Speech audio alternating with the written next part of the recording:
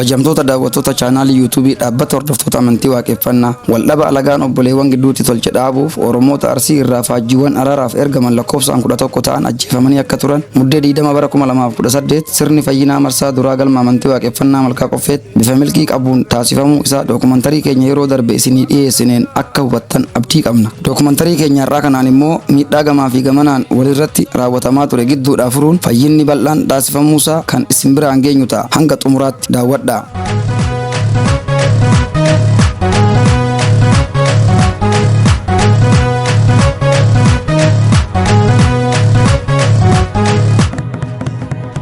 Oromoon saba guddaa aadaa, safuu fi seenaa walirraa hin cinne qabu yoo ta'u, seenaa waliin jireenya sabichaa keessattis gosoonni Oromoo lamaan kun qubsuma lafaatiin kan waldaangeessanii fi waggoota dheeraaf fayyaa fi nagaan eessumaa soddaan darbees obbolummaan waliin jiraataa kan turanidha. Haa ta'u malee hawaasni kun waliin jireenya yeroo dheeraaf qabaachaa turus waggoota 240 dura hammeenya alagaan isaan gidduutti uumeen afaan wal wallaalanii obbolummaanis laaffatee walitti bu'iinsi fi walajjeessuun ture kun akka uumamu ta'e. Haalli kun hammaachaa dhufuunis obbolaan kun qabeenya walirraa saamuu fuudhaa heerumni jidduutti akka hin gaggeeffamne danqaa ta'ee turuu araara guyyaa duraa gaggeeffame keessatti ibsuun keenya kan yaadatamudha. Wal waraansa yeroo sana tureen miidhaan qaqqabe gama lachuunuu salphaan ture. Wanti adda godhu garuu maanguddoonni araaraaf deemtu 11 ta'an Oromoota Arsiitirraa du'uu isaati. Innis dhugaa jirtu galchuun gumaan faajjii muddee 20 bara 2018 raawwate.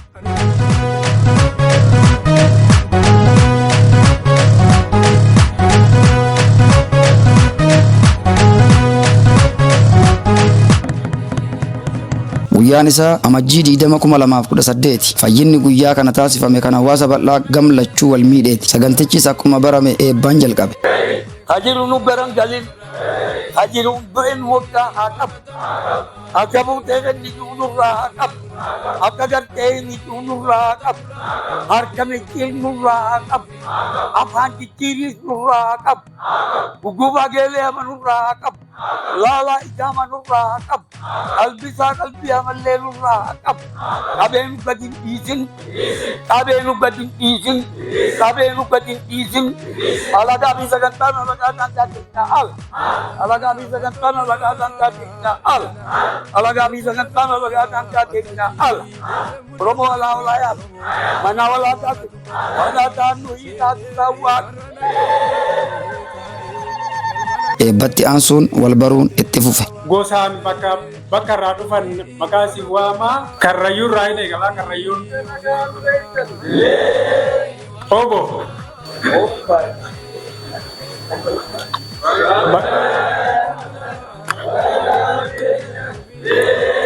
Liiban.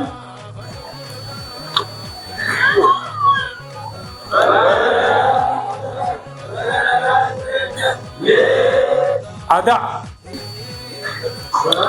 Naga warra Sodo.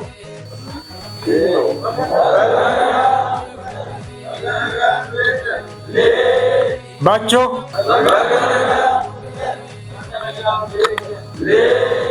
Salale.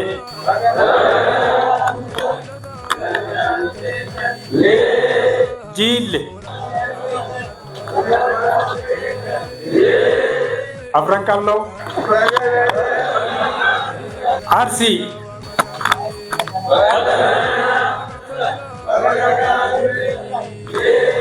Fayyinni darbe kan faajjii dhumee ta'uu ibsi taasifame.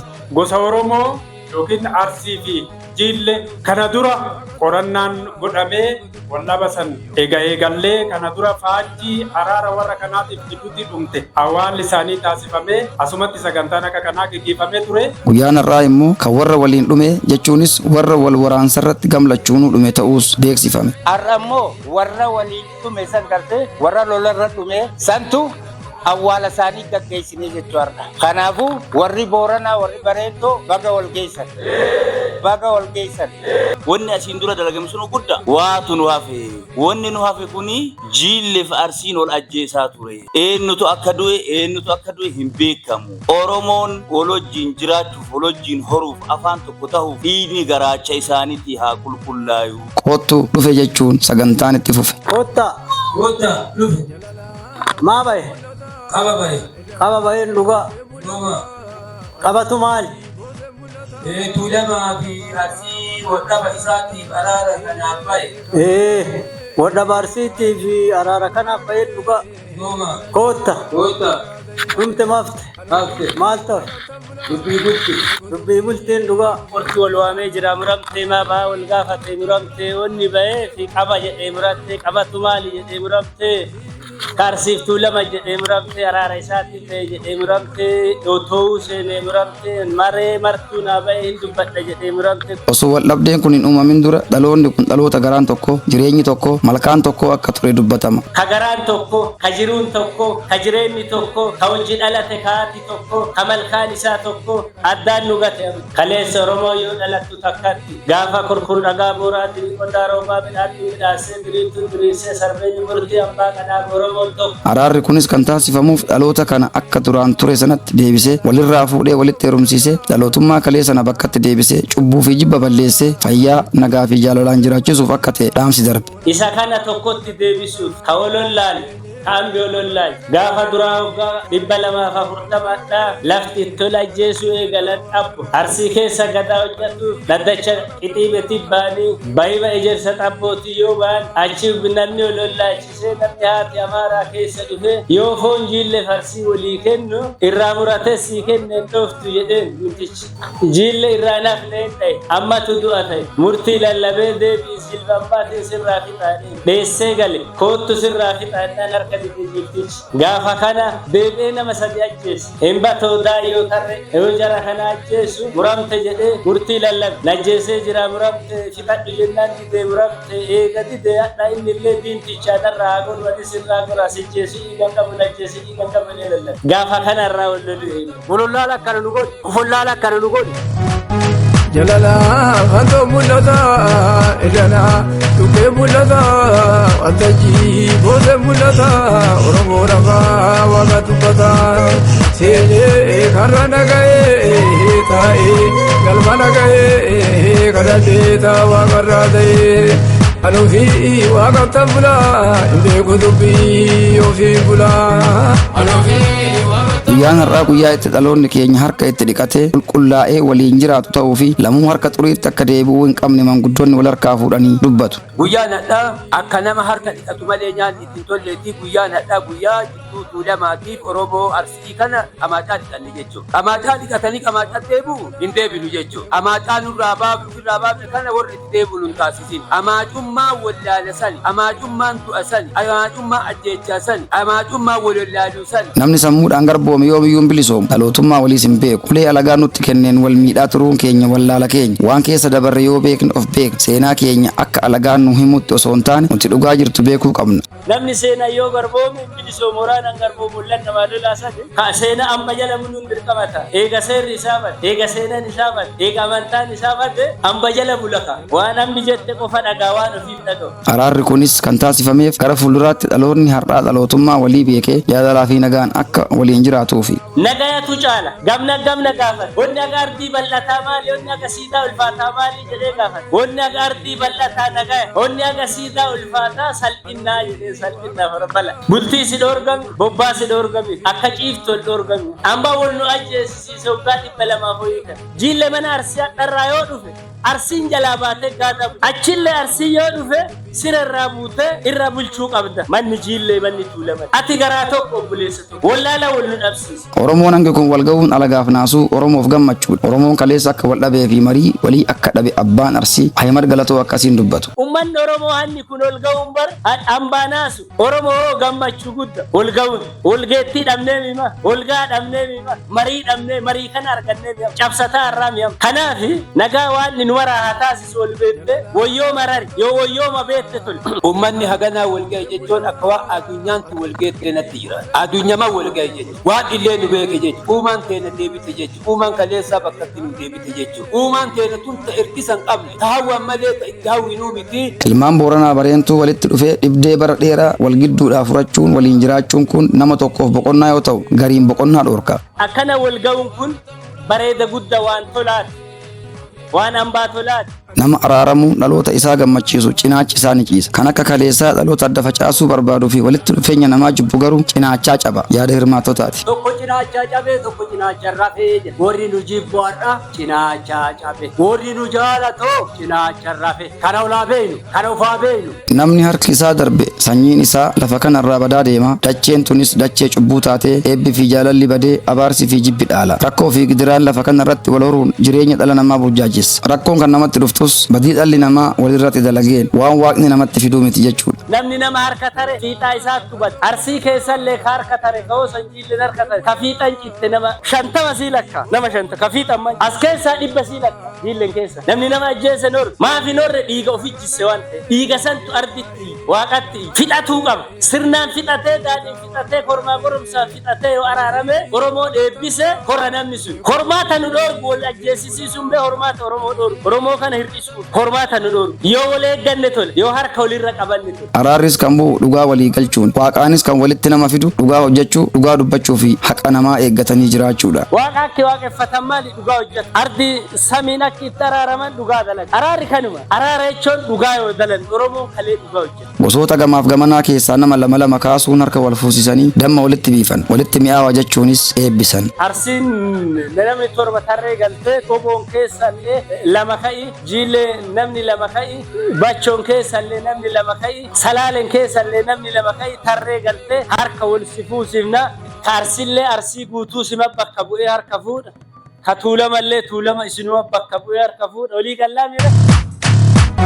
Mi'aa hedduun keessa mi'aa haa ta'u nagaa haa ta'u nageenyi haa diriiru.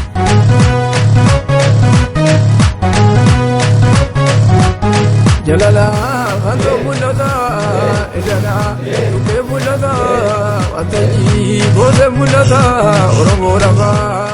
Dhumee jira walii araaramne jira. Waan jechaa dubbatamte ja'amtee dubbiin dhumte. Araarri dhugaan kan bu'u dhugaa walii kennuu fi dhugaadhaan walirraa fudhachuudhaani garaarraa walii dhiisuu qabna namni araara kana duubatti deebise cubbuun akka duubaa nafnes dhaamsa sagantaa kanarraa darbeedha. Araara jechuun ta garaan fixatan maaliif garaan fixatan lafaan fixatan deebi'anii ija badduu waliin laalan nyaara diimaa waliin laalan gara haaraatti waliin laalan amma ati araaramteera namni araarame hadharraa wajji fuuta muramne fuuni kee tokko muramne bobbaan kee tokko muramne bobaan kee tokko muramne wajji jiraattaa muramne wal eeggattaa muramne wayyoomni wayyooma kaleessa wayyooma kaleen diiddu muram namni wayyooma kalee diigen badaa muram nama gadoo yaadate akka ilkeen nama idditu zarii isaa safuudhaa iddituu jedha warra sarrabbi nun taasisu. Araarri kun Oromoo kaleessa wal alagoomsee wal baqachaa ture sana kan walitti deebisuudha kan tokkummaa dhaloota gidduutti uumuudha tokkummaan immoo humna. Shaxxee shanii fidi jedheen harooressa muree qaqal'aa takkatti mee adda cabsennaa yoo masan cabe shan walii qabimee takka an cabsennaa nadide yoo ol qabattan bariin cabdanii akkanatti ol qabadhaan. Kanana achi laftillee teenna namni keenyallee lafee tokkochummaan bullaa jaalannee rabbi isinii haa jaalatu. Kanaan booda Oromoon Oromoo ajjeesee geeraruun dhaabbachuu qaba. Eenyutu eenyu ajjeesee eenyuun geerara. Oromoo wal beekee jaalalaa fi nagaa waliin jiraachuu qabaanis dhaamsa maanguddootaati. Amma achi dhiinni jiguun qabu. Hin ta'u kan nuun ta'u. Oromoon Oromoo harka tare eenyuun geerartan eenyuun geerar hin dhiba. Warra mammaakaa akkan taate warra eeggatu akkan boruu hegerellee. Soddummaa bara dheeraaf adda citee ture deebisuuf Oromoon jillee dubara Oromoo Arsiif kennuun soddummaa alagaan adda kuttee deebi'ee jalqabe. Guyyaa Booranaa Bareentoo mataan Oromoo kan jaamu Booranaa Bareentoo guyyaa isaa wal dhaba isaanii Oromoon akkuma jirtutti baatee wal dhaba isaanii fittee ja'ama guyyaan kun guyyaa akkasiitti guyyaan ilmaa fi intala walii gadhiisee walii eebbisee walirraa fuudhee adda galu intala lama walii jillee bita maal jettanne.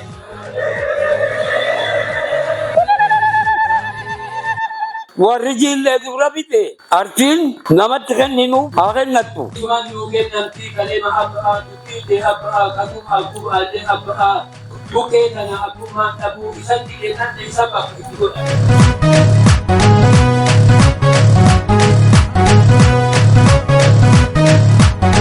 Kanaan Kanaan booda Oromoon Arsii fi Jiillee walirraa fuudhuu fi walitti heerumsiisuu akka qabus dhaamame. Amma wali heerumsiifta jenne murtii kennin. Wali heerumsiifta intal. Walirraa fuudh walin laalla. intalti tawliiti gabayaan tawliiti malkaan tawliiti malkaa hadhanaa banamte karaa hadhanaa baname golga hadha gannaa diriirfame kana kunoo walitti gad hin deebisu hadharraa hin diriirse. Arsilleen jiilleen onni teedeeffattuun hadharraa itti heerumsiisu. Jiilleellee irraa fuudh. Arsilleen irraa fuudh tala olii kennu. Wal keessa deemte dhaloomuun maaltu taa firoomatu argama fo'oomat deebi. Dhaloota seenaa kana qorachuun dhugaa jirtu baasanii akka fayyinni kun taasifamu godhanii fi abboota keenya dubbii tana xumuran hirmaattonni akkanaan galateeffatu. Ayyoota keenya karabbiin nuu kennee har'a humna qabaaf jaarsi kun hin deemu. Huma amma achi gaara fiigee ba'uunet amma achi deebeetiin horeetiin garaaruunet marisinii fi nuufi dargaggeessa kanaaf. Guyyaa hadhaa guyyaa tuulamaaf arsii walga'ee gadaan kun jidduu keenya taa'ee waliin nu firoomsee wal tokkummaa keenya wal nu beeksisee waaqas galanni haa ga'u isin galatoonfadha. Manguddoon kun jidduu ummataa dhaabatanii akka aduutitti ummata mul'ifanii seenaa kana dabarsiisan haa ulfaatanii umrii isaaniillee haa turuu. Abbaa gadaa keenya ka jidduu Oromoo kana deemee dadhabee akkanaan nu ga'e kana ammallee nu haa mul'atanii rabbi isaan haa ulfeessu jedhaa gungun. Gadaa kana umrii isaanii haarawaa amma isaa turanii wal bira rabbi nu haa tursiisu turti teenya tura fagoo haa taatu dhalataa duubaan jirullee warra dhaqqabsiifan nu haa taanu. Gara dhumaatti sangaa Oromoon Arsii qopheessee Oromoon Jiillee qalate kan Oromoon Jiillee qopheessee Oromoon Arsii qalate walitti makuun maaddii tokkorraa walitti dacha'anii waliin nyaatan. yaa waa tolakee hayyee yaa soraa bada rabbiyaa tolaa nama waa tolakee hayyee.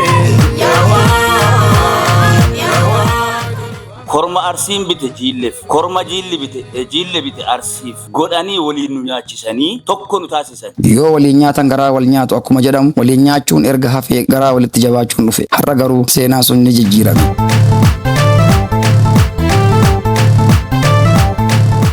Milkii sagantaa kanaatiin wal qabatee yaada tokko hirmaatota keessaa ka'e dubbii tana nurraa xumuruu isaatiif uffata abbaa gadaa dagalee abdiisaatti uwwifna yaada jedhu ture. Innis anaaf walitti fayyuu dhaloota kiyyaa caalaa wanti na gammachiisu hin jiru. Uummanni Oromoo erga sirna isaa dhabee wal dhabee gargaarsa dhalootummaa walii gochuu qabu hundaaf gatii wal gaafachuun aadaa ta'e. Kanaaf manguddoonni hawaasa keenya yeroo tajaajilutti uummanni Oromoo gargaaramaa hin gargaarsifatu waan ta'eef gargaaramaa gargaarsifachuu irraa of eeggachuu qabna jechuun ergaa jabduu dubbatan. Gargaaramaa gargaaruun barbaada malee gargaarsifadhee hundumaanuu Oromoo namni ta'e gargaaramaa hin gargaarsifatin nama jaartuun jalaa sokkite waan kophee nuqqabsiin galchinaa hoggaa jalakka waliifuu gargaaramaa jaartuun jalaa kutte kophaa mana ta'a hoggaa kanaan waan kophee jabnee maal jechuun waan biraan han dhaloota kiyya idduu dhufe dhaloonni kiyya waliin naa dhufe gammachuu akkanaa arge yoo turuffata naan tahin haganumaan isiniin ja'a.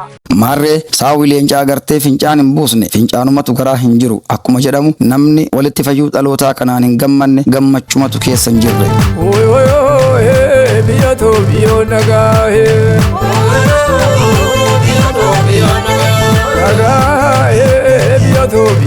biyyoo dachii kanarraa haranii ni qulleessina jechuu waan hin yaadamnee fi hin danda'amnedha. Afaan keenya ka gargar godhame santu har'a haga ammaa nu keessa galeetiniin ogeessa arge bara ogummaan argame malee baay'ee nu faallessan. Maal godharree biyyee qicanii waan godhan jecha malee Oromoo akka lafarraa tuni akkasitti deemame. Akka ulee alagaan nutti laatteen wal miidhaa turreetti irraa hafne har'an geenyu ture. Takka takkee hafteef biyyi hafte akkuma jedhamu wal dhabdeen dhaloota kana gidduu ture waan salphaan turre beekaan haa jiraatu beekaa biyyaatiin as baate hirmaataas argatte. Manguddoonni wal dhabdee tana furuuf ifaajaa turan egeree dhaloota kanaa fi akkuma abbaa gaariin damma namaa facaasa jedhamu dammatu dhaloota boruuf faca'e. Kanaafuu ilmaan keenya dargaggoonni har'aa kun seenaa darbirraa barachuun damma har'a dhaloota gidduutti faca'e kana tikfachuu fi ittiin jiraachuu akka qabu dhaamsa abboonni kaa'atanidha. Dargaggeessi warri amma jaarsonni jiru kun hundinuu ummata oofne heeru dhalataa kanaaf har'a maal mul'ata keessan dargaggeessan duubaan dhufu kuni waan amma jaarsotaa fayyoonni keenya hojjate kana qabatee innillee akkanumaan fiixa baasee uf ufduubaaf dhalataa ufduubaatiif akka dabarsu bichaa itti dhaamanna. Dhugaa waaqaa kun harkaan hin qabamtu, qabamee harkaan hin argani. Dhugaa waaqaa jechuun korma kana deebisanii warra sanii fixatanii lafaa fixatanii namaa fixatanii nagaa lafa buusanii nama buusanii akka yoo facaafatan sanyiin taatu sanyiin namaa ka lafa qotatan lafti sun nagaa oo qaban akka taatu ta'uudhaan kun nuufillee ajaa'iba. Oromummaa maqaa malee itti fayyadamne kunoo akka jiraa ija agarre.